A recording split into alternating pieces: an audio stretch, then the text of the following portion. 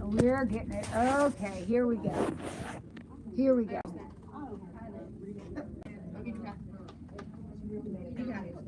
All right, so we're going to try this, see how this works. We've got quizzes from yesterday, so I need those.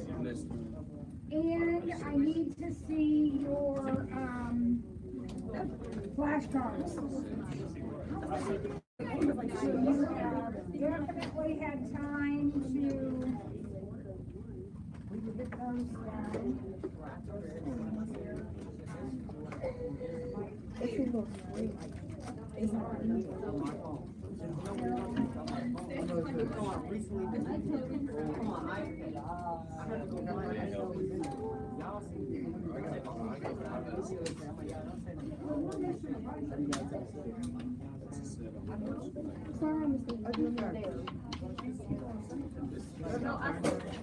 My stepdaddy is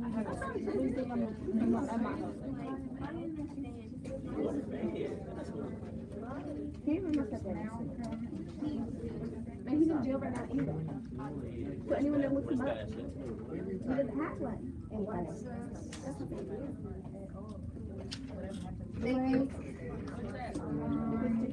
7.5. Everyone has a 7. I don't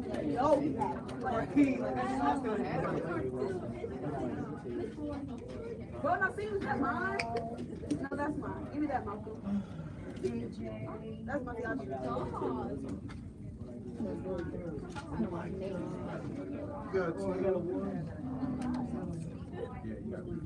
My name? Yeah, but it's so like. Alright. What I do wrong? Which one? I lost all my toys. Alright, looks like we have a lot of those. Okay. Now, we need to finish up what we started yesterday. And I can't read, guys, I have a lot to do. Get your flashcards out. Mrs. Get your flashcards out. Hold them up for me. Please sit down. Yes, ma'am. Flashcards? We need those. Okay, I need your flashcards. Where are our flashcards? So, KJ, you don't have any flashcards? No, I know, I have them. I was looking at my quiz. Okay, flashcards, everybody's got flashcards. Flashcards. Money. How did you get one? You got flashcards? Oh, you stayed.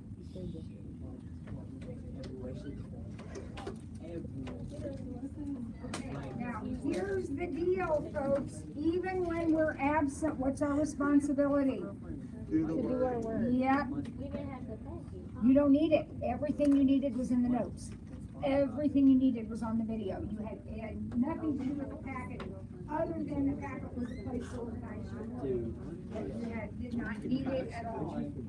We need to make sure.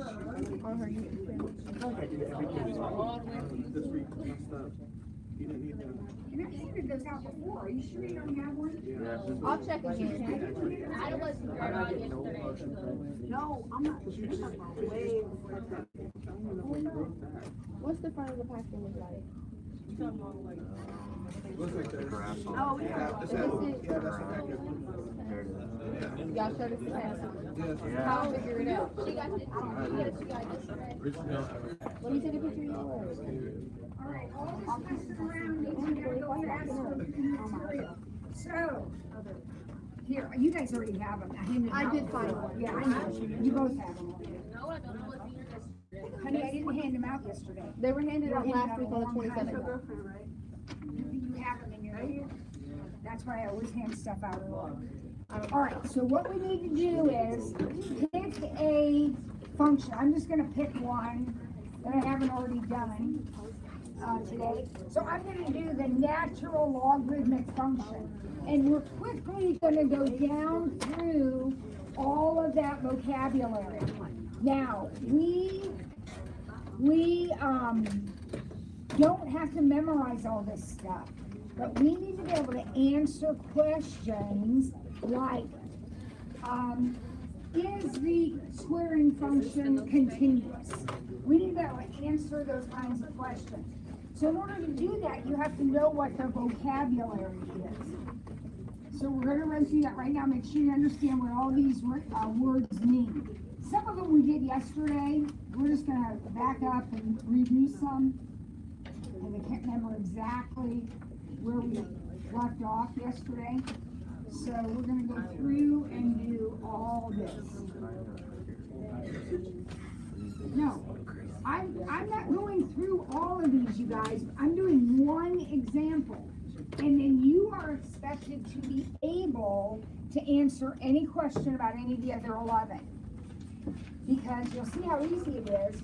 Once I explain what all these words mean, you'll see how easy it is if you know what the picture looks like. And that is the key. We have to have our shapes memorized. Okay? So the next time we have class, we're going to have a quiz over our BFFs. So you now have the flashcards. So all of these? You now have the flashcards.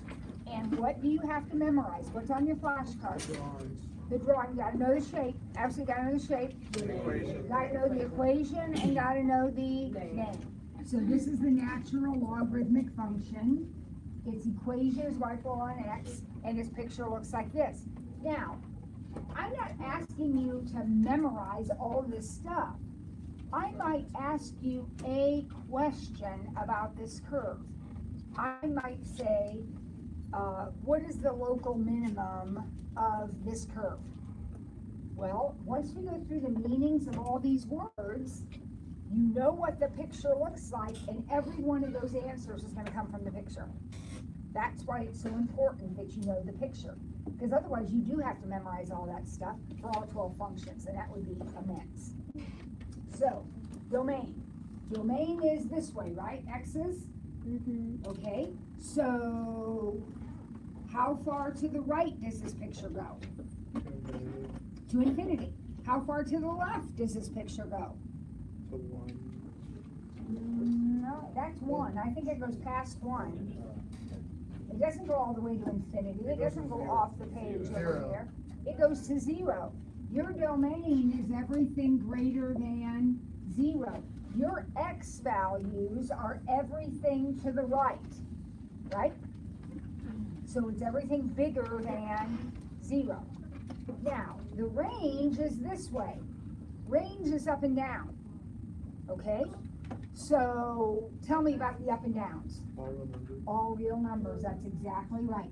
This picture goes all the way from the bottom to all the way to the top. Okay?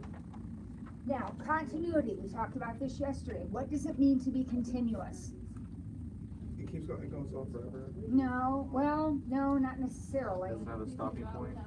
You can draw it without picking up your pencil. Somebody back there said it. Can I draw this entire curve without lifting my pencil? Yes. So this is continuous on the entire domain. Are there any functions? Get out your flashcards, lay them out and look at them. Are there any functions that are not continuous on their entire domain? Yes. Which ones? Reciprocal. The reciprocal function, because when you draw a reciprocal function, don't you have to pick up your pencil? Yeah. It's in 2 pieces. Are there any others that are in pieces? The greatest, that's a bunch of pieces. That's the step function one, right? The one that looks like this? Those are not continuous. If you know the shape of your picture, if I say, is it continuous, that's an easy question. Do I have to lift my pencil? If I don't, then it's yes. Increasing, decreasing. That's another easy one.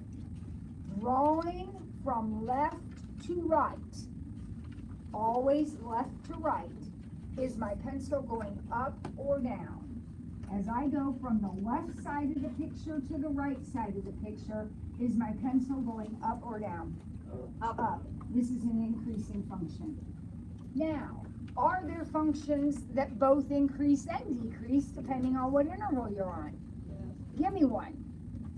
That one. Sine and cosine are big examples, but even simple examples like the squaring function, doesn't that decrease and then increase? So that would be an example of a function that decreases on part of its domain and increases on the other part, just like the sine and cosine. Absolute value. There are lots of functions that anything that goes up and down or has hills and valleys is going to increase and decrease. Symmetry. Talked about this yesterday. Somebody described symmetry earlier today, a student, as a mirroring. So if your curve mirrors itself, like this one does on both sides of the y-axis, it has symmetry. If it mirrors, it has symmetry. So another example would be this one. Now, that one doesn't mirror across the y-axis, it mirrors across the origin. You took this and flipped it across the origin. Those have symmetry. This guy does not. This guy doesn't mirror anything. It's a beautiful shape, but it doesn't have any symmetry at all. The reciprocal function, The reciprocal function has all kinds of symmetries. It has symmetry about the origin, it has symmetry about the identity line.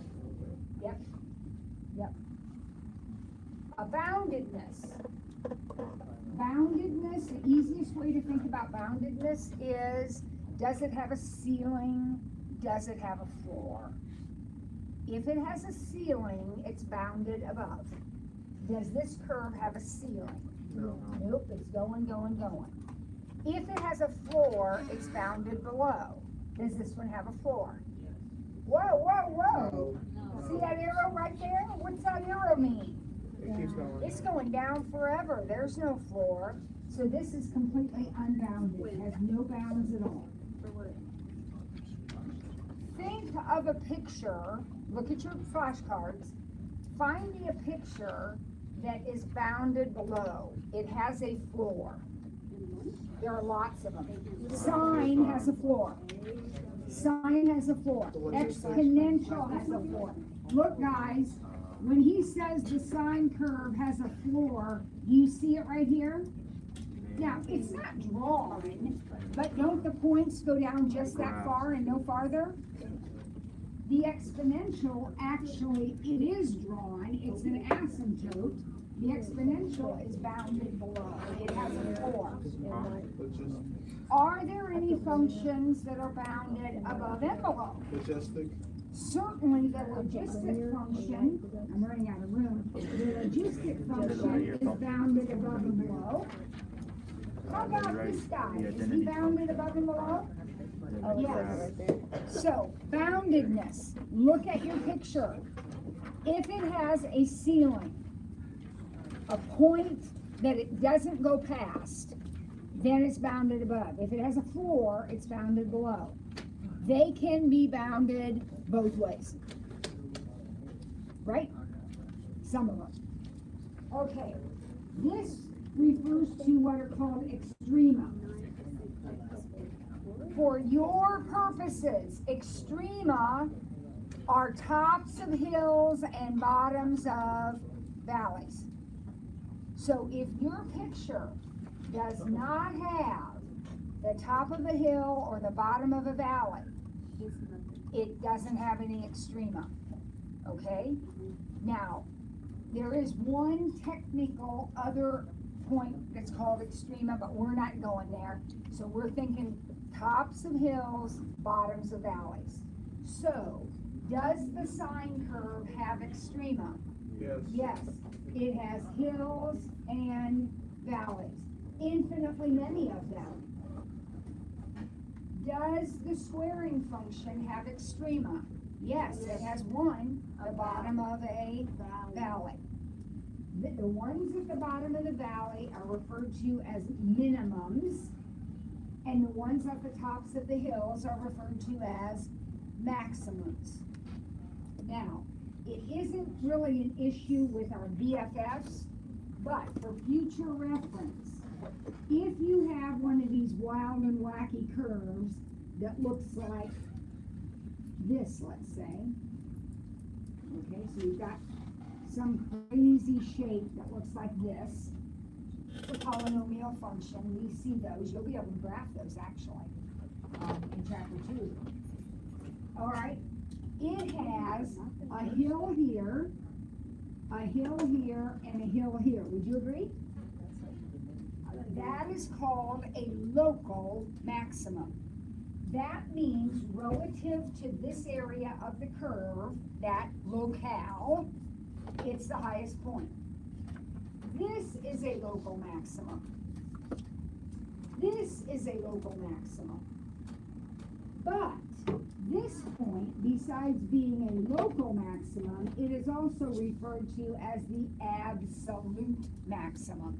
Why is that particular one called the absolute maximum? It's the highest. It's the highest. So you can have a ton of local maximum points, but only one of them probably is going to be the absolute, unless you happen to have another hill that's exactly the same height. Okay? Now, what about the minimums in this case? Is that a local minimum? Yes. Any bottom of the valley is going to be a local minimum. Is that a local minimum? Yep. Does this curve have an absolute minimum? No. Because, see these guys? What does that mean? They go down forever. They go down forever. And the absolute minimum is the lowest point on the curve. Is that the lowest point on the curve?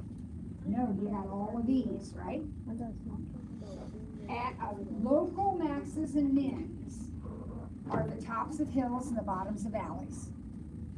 If there is a single highest point or a single lowest point, it is called the absolute minimum or the absolute maximum.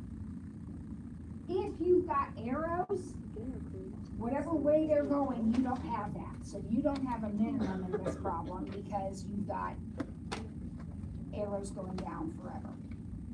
Okay, so see the difference between local and absolute. Every hill and valley is a local. If they happen to be the top, the very top point, then they're going to be an absolute, or the very bottom point. If I turn this around and make this arrow go up like this, now this curve still has local maxes, right? Local maximum points, but it doesn't have an absolute maximum anymore because that arrow is shooting up. Okay? Any hill and valley, local. Only the very top point can be the absolute, and the very bottom point can be the absolute. All right, horizontal and vertical asymptotes. Well, if you look at your picture, you can tell. This is your logarithmic function. Does it have a vertical asymptote? Yes. Yep, right here at x equals 0. Does it have a horizontal asymptote? No. No, there's no horizontal asymptote in this picture. Can you think of a picture that has both a horizontal and a vertical?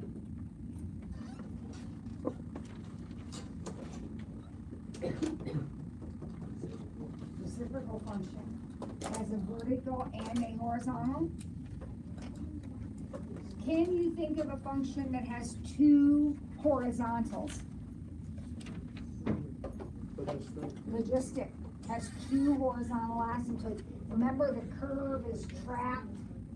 The curve is trapped in between them, right? Do any of our BFFs have two vertical asymptotes? We can have curves that have two verticals. Do any of our BFFs have two verticals? No. They don't. Now, end behavior. This is the one that we really have to focus on. The notation is a little different, so you have to get used to that. End behavior is the limit, LIM is the abbreviation for limit. the limit as x approaches infinity, and the limit as x approaches negative infinity. And we're doing the ln x function, so we're finding the limit of ln x as x approaches infinity or negative infinity.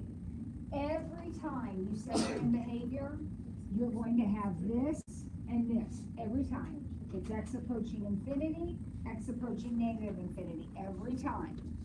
Then whatever function you're doing, I happen to be doing ln x, but this could be e to the x, x cubed, whatever function you were doing, that would be here. Okay? Now, what does end behavior mean? Well, it's real simple. End behavior means x approaches infinity. That would be going this way on the picture, right? What is happening to your curve as you head off the page to the right? This is the right side, positive infinity. Or actually, y gets bigger. So we say it's infinity. The limit is infinity. That tells me that as I go to the right, my curve continues to go up. That's what this means. As I go to the right, my curve continues to go up. This one doesn't even exist.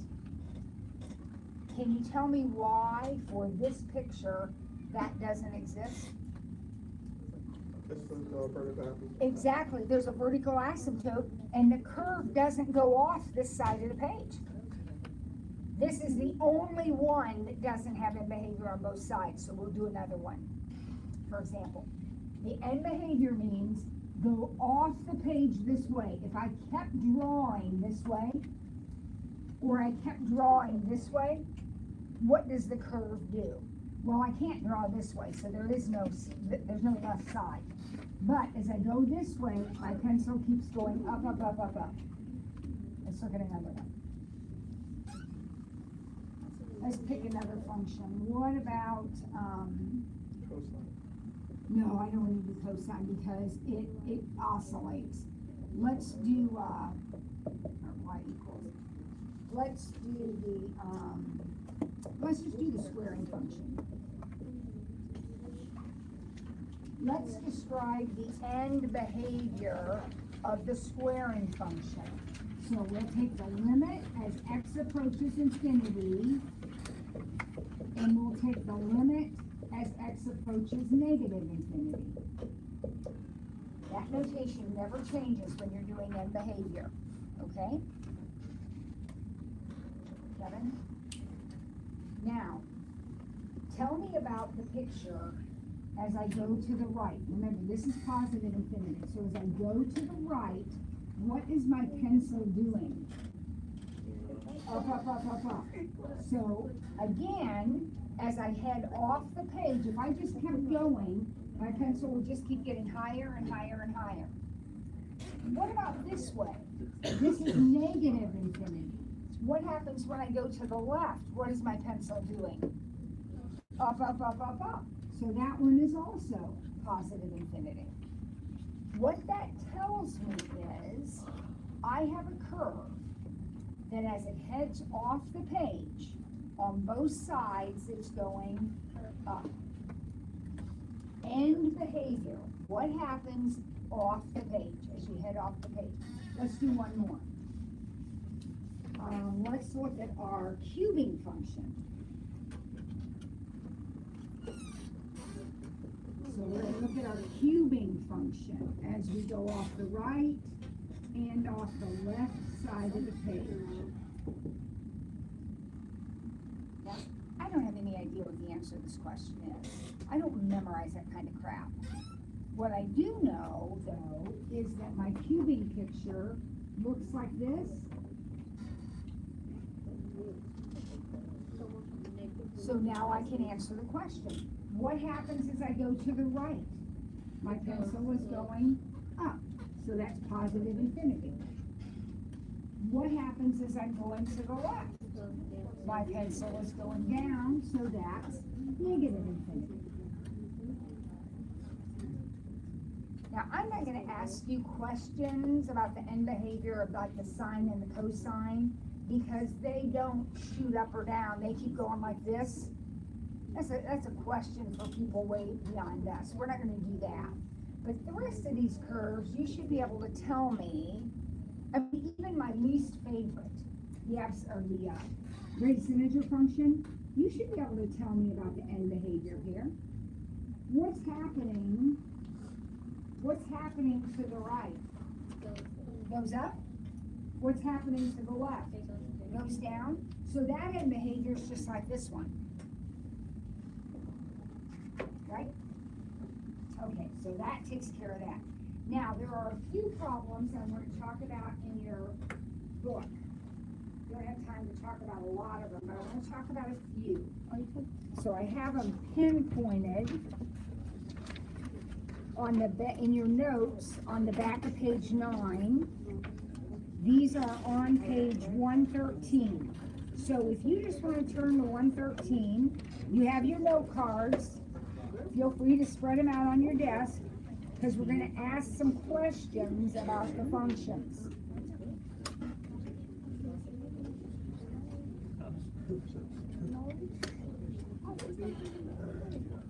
All right, so number 19, the 4 functions that are odd. The word odd, are there 4 of them? Yep, there's 4 of them that are odd. So odd means they have symmetry about the origin.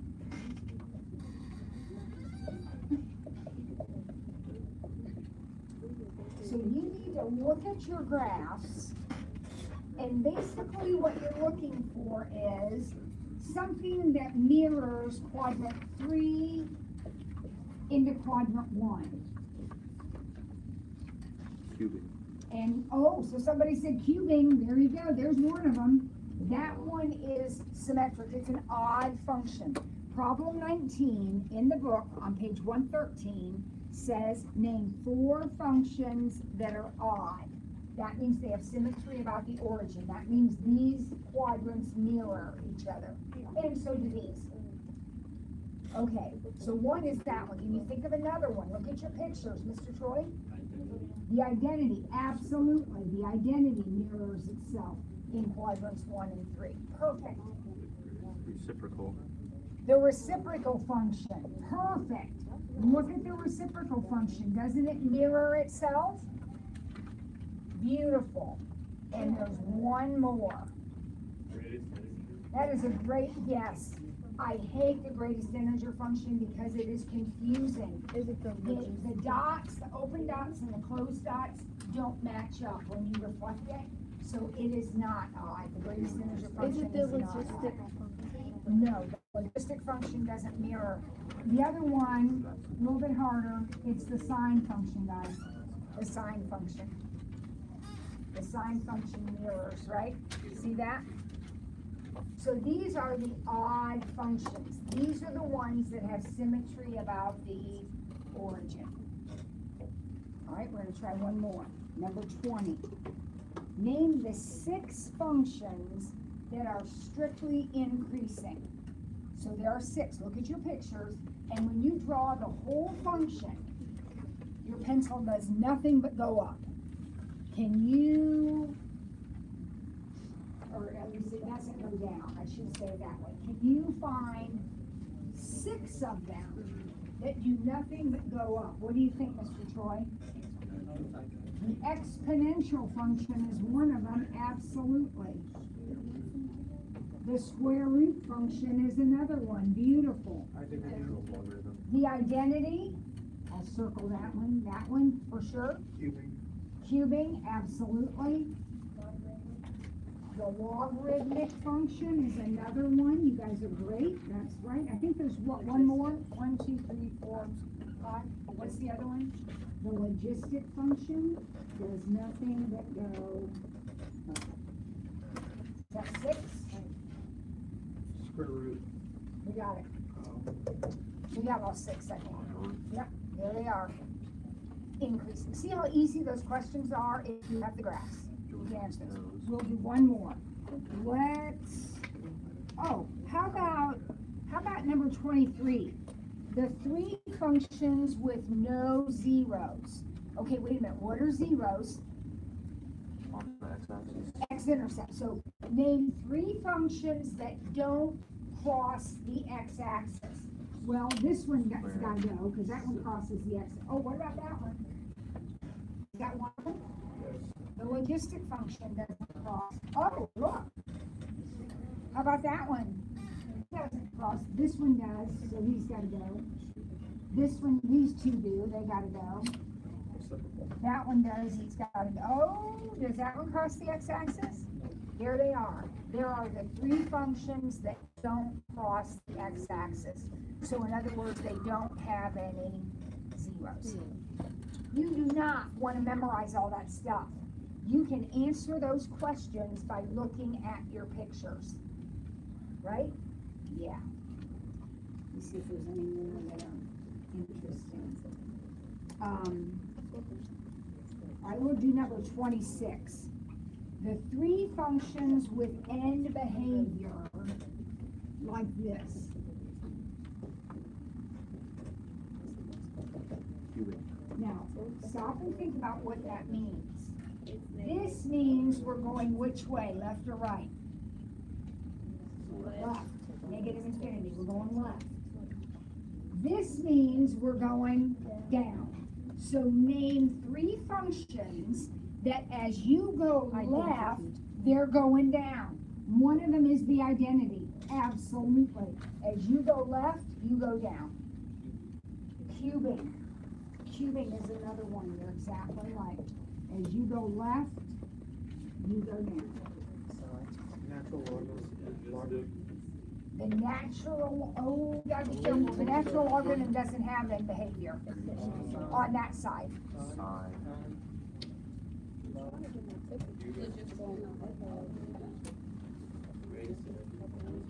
Greatest integer, that's the one. As you go left, guys, what's happening to each of these steps as I go left? Aren't they going down, down, down, down, down? So I heard answers like the sine. This is negative infinity, guys. Does the sine curve ever shoot all the way down to infinity? No, it keeps bouncing back up and down. I can't remember what else I heard, but it was wrong too. These are the three. The identity, cubing, and greatest integer. Okay?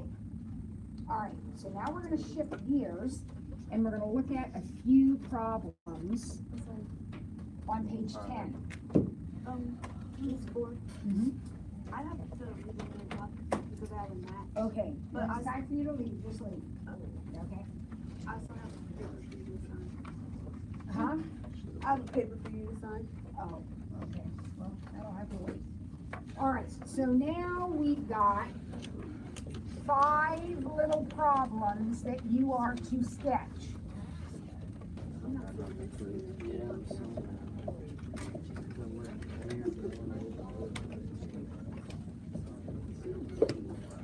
All right, now, every single one of these, gang, is your is a BFF, variation. So you got your note cards, get them out. When we take the quiz, you will not have your note cards. So these have got to be memorized. You got to get them committed to memory. When we practice a few more, that will help you. All right, we're going to sketch this one. This is a version of the square root function, right? And we all know, or should know, that is what the square root function looks like. Oh, okay, that's the square root function. But this one has been moved because anytime you add or subtract a number, it moves the graph. It's called a translation. It picks it up and puts it down somewhere else. Does anyone happen to remember, because you could go left, right, up, or down. Does anybody happen to remember which way you go when you have something like an x minus 5? What did you say? Right. You are right. You are right on. This guy goes right. So you're gonna take that picture and pick him up 5 units, and it looks just like that. That is the answer to the question. You don't have to plot any points, you don't have to do anything except put that starting point down there and draw in your picture. That's what the shape is going to be. The 5 moves at 5 units to the right. Now, let's look at this one. This is the same concept. This is going to be what shape? What shape is the square in front of it? No, it's not a V. You got to be careful. The sharp V's are the absolute values. The x squareds are the u's. You got to keep them straight because I'll count points off. If it looks like a V, it's an absolute value. If it's a square, it's got to be a U shape. Okay? Now, what is a +1 in their view? Shift to left. Left 1. That one goes left 1. Now, we need to talk about that for a minute. There it is. It goes left 1. This one went right. It was x -5, and it went right. This was x +1, and it went left. Okay. Now, there's a difference, though, like with this one. Notice that this is your exact BFF. And then we took the BFF and added 1 to it. It goes up. Now, that is not what happened here. What happened here is the 5 was inside the BFF with the x. When you have a number just stuck on the end, it goes up and down. Up, or positive goes up. So this is going to be your V lifted up 1 unit. There is a difference, kids, between this, which goes up 1, and this, which goes left 1. You've got to be able to see the difference. If you take your actual BFF and add or subtract, it's going up or down.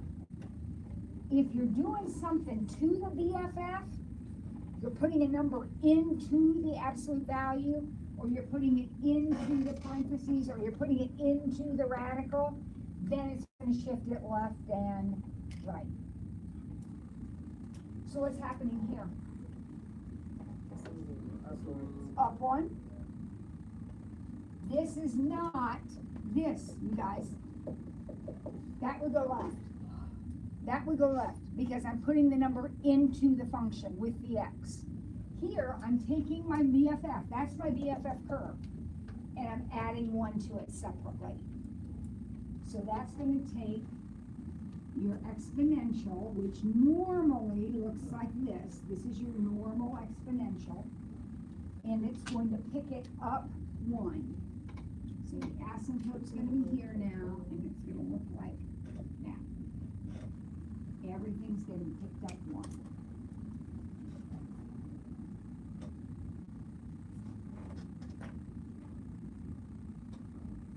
What about that one? It's going to go down 1. So it's a square, so it's going to be a parabola, and it's going to go down 1. That is different than this. Does everybody see the difference between the way this problem's written and the way this one's written? You've got to pick up on that difference.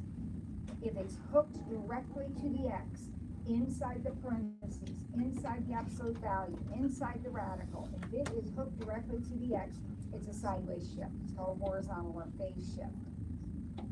If it's just tacked on the end, stuck on the end, then it is a vertical shift. Could we have both in a problem, do you think? What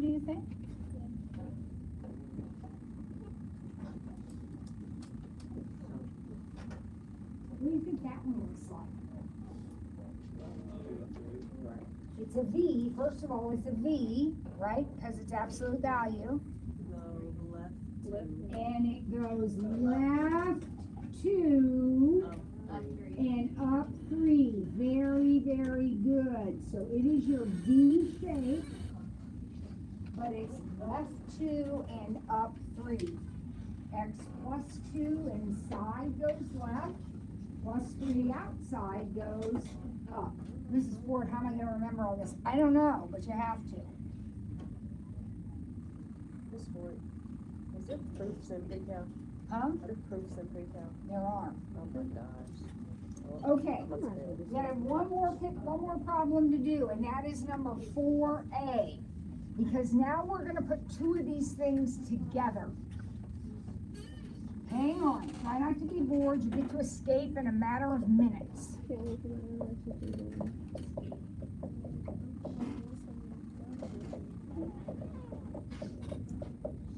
All right, this is called a piecewise function. And it's called piecewise because we're going to graph it in pieces. Notice it's written in 2 pieces.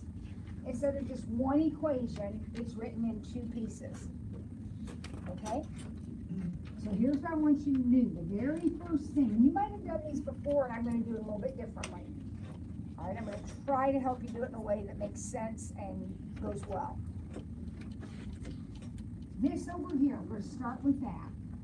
And we're simply going to draw a real light line, do it lightly with your pencil, at whatever that number is. So that's a 3, so I'm going to draw a vertical line right down through 3. If it's a 2, I draw it at 2. If it's at 0, I draw it at 0. Whatever that number is. And in a piecewise function, there'll always be a number over here. Because that's where the picture is broken. That's where you have a left piece and a right piece. Right there. That's the key. Now, I want you to graph the top equation. Y equals absolute value of x. You know what that looks like. What does that look like? Why is that absolute? It's a b.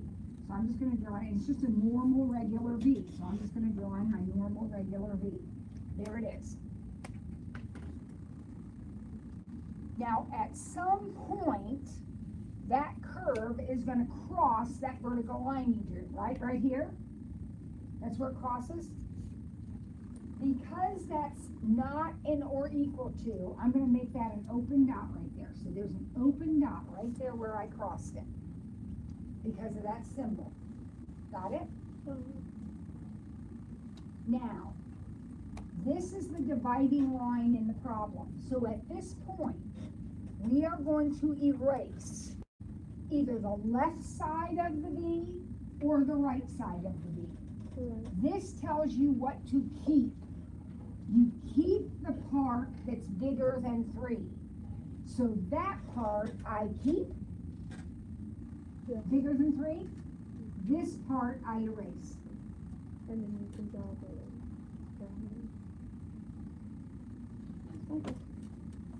So then I go to the second part of the picture, the second equation, which is what shape? A parabola, just a regular old parabola. So I'm going to draw in my regular old parabola. Extend my vertical line a little bit.